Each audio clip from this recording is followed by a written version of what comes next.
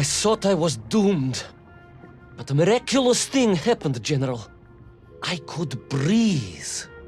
It must have been the helmet that was jammed onto my head. It was a strange and remarkable thing. Some might almost say beyond belief. A narrow-minded fool may indeed, General, but of course you are no Durak. But even as I sank towards the floor of that lost ocean, my journey was about to take me to darker, stranger territory than ever before. And it happened like this.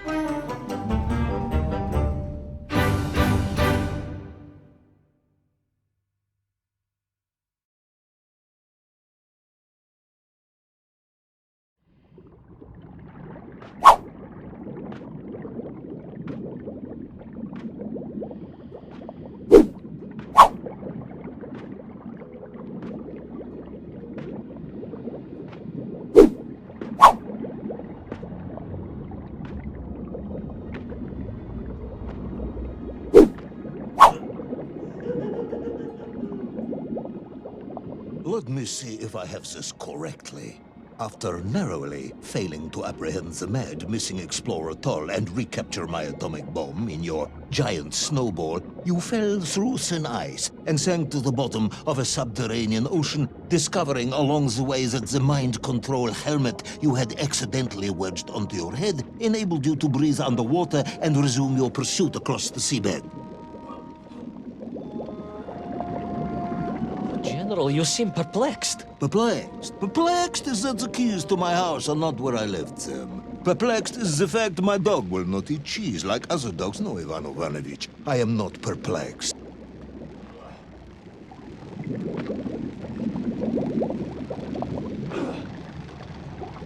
Intrigued, then, perhaps? I'm not sure intrigued is the correct term either. Enraged at being taken for a simpleton. Now that, perhaps, is a better way of describing my current state of mind.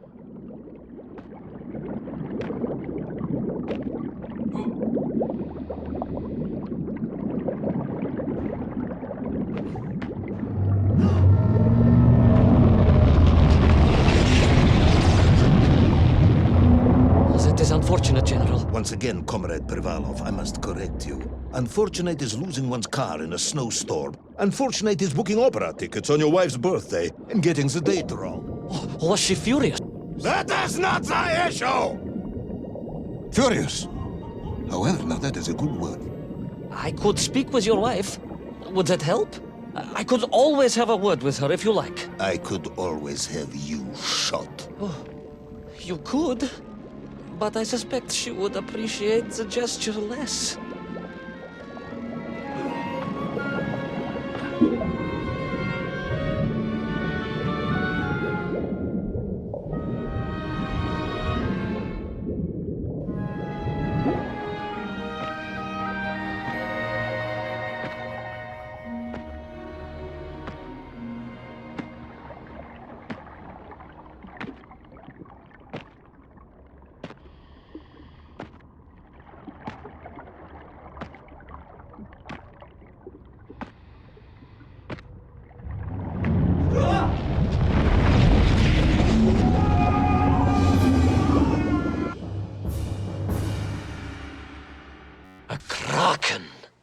A vast monster of the sea. A giant, humongous, many-armed electrical destroyer of ships and cities. Electrical? Electricity flowed along its horrible body, sparking and stunning all it touched, flowing like deadly rivers along its awful tentacles.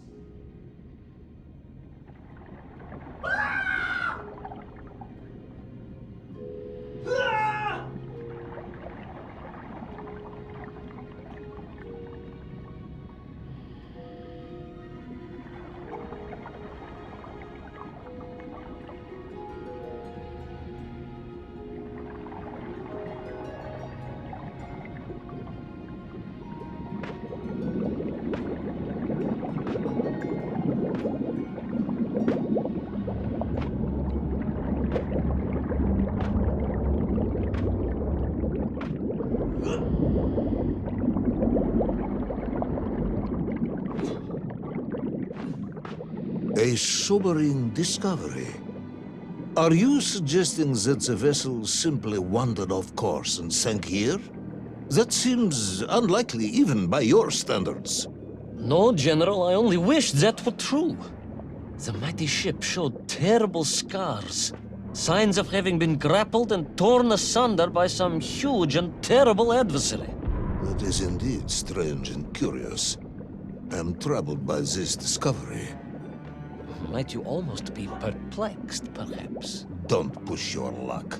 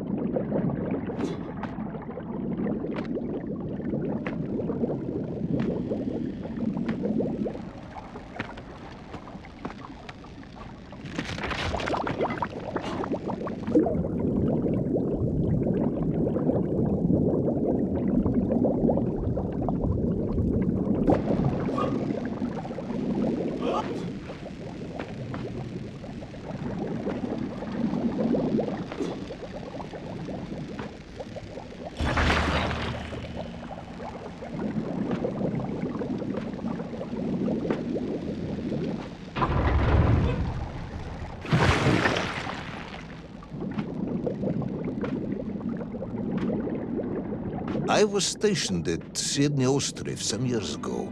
I am only too aware of how easy it is for the imagination to create monsters when one is exposed to lonely and dark places. My men required constant monitoring. Much like my cousin Pavel. He was also stationed at Ostrov? No, he required constant monitoring. He was a devil for stealing eggs.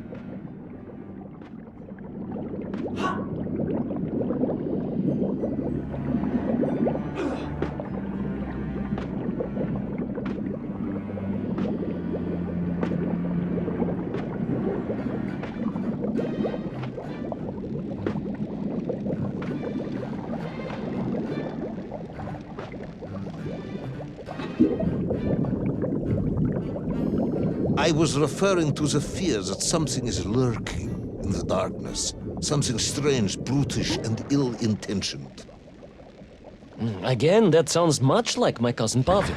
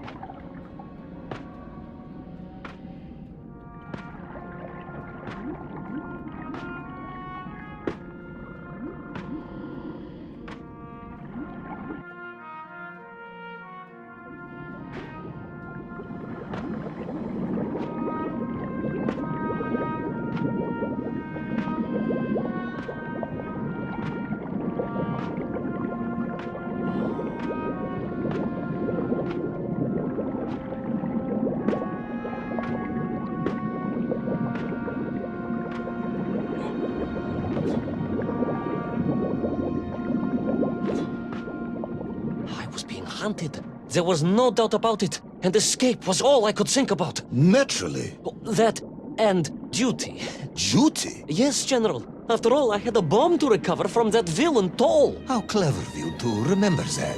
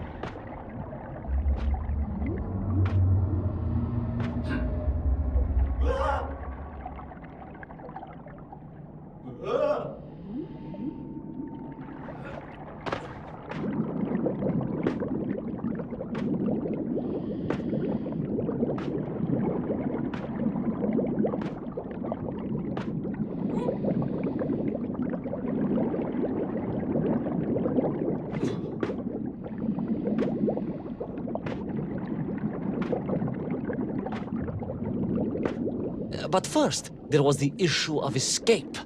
Escape from a dreadful, grasping creature that consumed all it could reach, dragging anything that wandered within its clutches to a miserable doom. A hoarder of useless trophies and stolen goods. Once again, Tavarish, I suspect you are pursuing a somewhat tortuous metaphor for capitalism, in the misguided hope of appealing to my political ideals.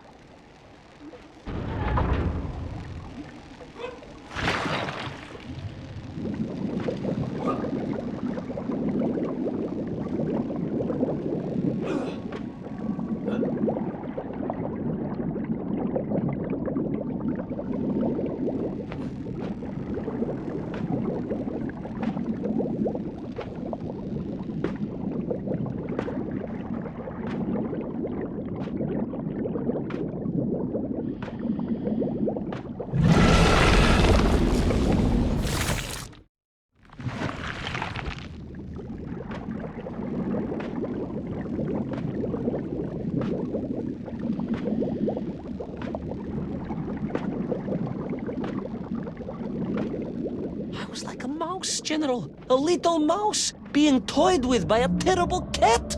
Rather a wet mouse. I was like a little underwater mouse. Being stalked by a giant rubbery electrical cat with 8 tentacles. Exactly, General. Good, I'm glad we cleared that up. You may continue.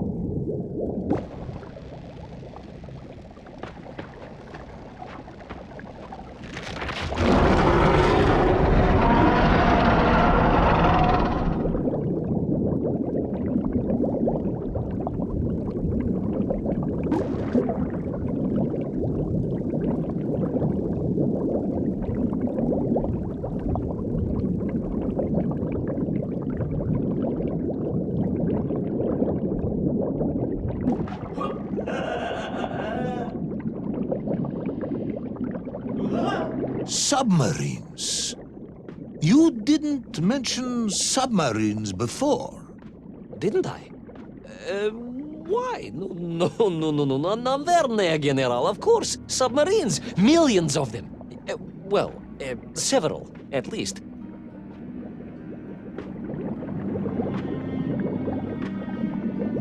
Any particular submarines? Did you see names? Numbers? General, have you lost a submarine? I am not at liberty to answer that question, as you well know. Well, General, losing one's car in a snowstorm is unfortunate, as you say. But to lose a whole submarine, that could be considered careless.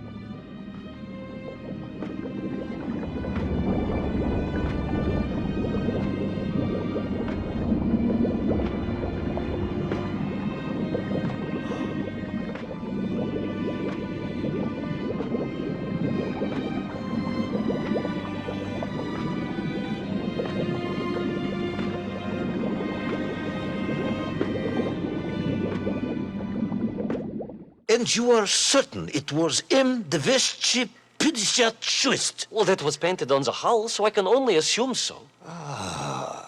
I think I know where this dismal story is going next. You somehow miraculously brought the remaining closed cycle engine online, flooded the torpedo tubes, dispatched the Kraken with one shot, and triumphantly surfaced. No, General. That is not what happened at all. I did indeed make my way to the torpedo tubes, but for a very different purpose. After all, history has taught us that atomic power is not to be toyed with. Much like tired, impatient generals, perhaps. Particularly the perplexed ones. Indeed, General. Or like dogs that will eat no cheese.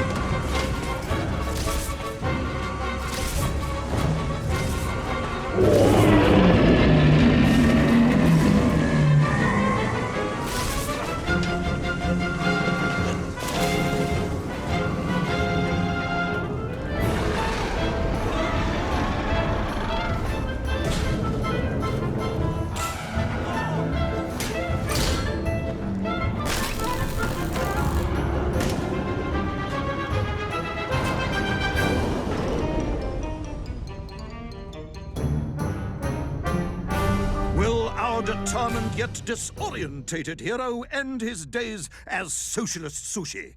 Will his daring exploits be cut tragically short by vengeful calamari? Will the general's wife ever forgive him for missing Ruslan and Lyudmila? And just how many eggs did Pavel steal, and where did he keep them? All of these questions and more may or may not be answered in the next exciting episode of Little Orpheus!